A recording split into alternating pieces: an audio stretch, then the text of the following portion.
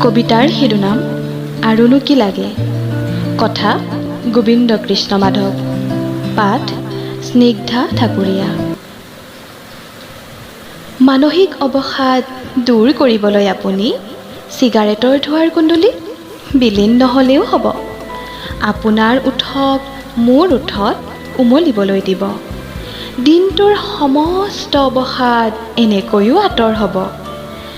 জীৱন যাত্ৰাত ভাৰাক্ৰান্ত হৈ আপুনি মদৰ ৰাগীত নিজকে পাহৰি নেপেলাব। প্ৰতি পুৱা আবেলিৰ চাহকাপ মোৰ লগত খাব। জীৱন যাত্ৰাৰ পথ এনেকৈও মধুৰ হৈ পৰিব। সহযাত্ৰী আৰু সাহস বুলিবলৈ আপুনি মোৰ হাতখনত প্ৰতি পল খামচি নধৰিলেও হ'ব। মাত্ৰ যেতিয়া আমি ভিৰৰ মাজত আবদ্ধ হ'ম, মোৰ সন্মুখত আহি পাহাৰৰ দৰে থিয় দি থাকিব।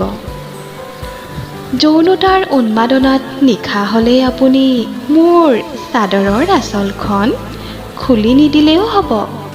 মোৰ চকুলৈ চাই কপালত চুমা আঁকি দিব। আৱৰণবোৰ এপদ এপদকৈ নিজেই খহি পৰিব।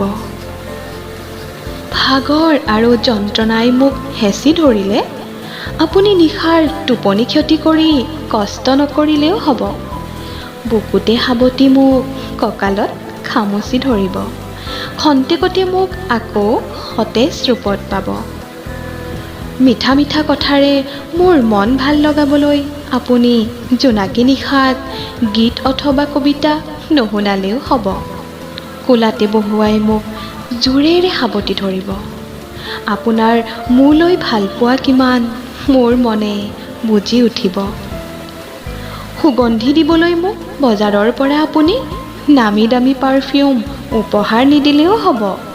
মাত্ৰ প্ৰতি পুৱা মোক এটি আলিংগন কৰিব।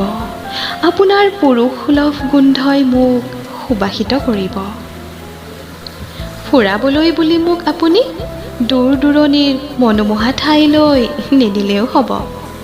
ঘৰখনেই আমাৰ সপোনৰ পৃথিৱী হ'ব। মাথো আজীৱন মোক একমাত্ৰ আপোনাৰ কৰি ৰাখিব। ধন্যবাদ।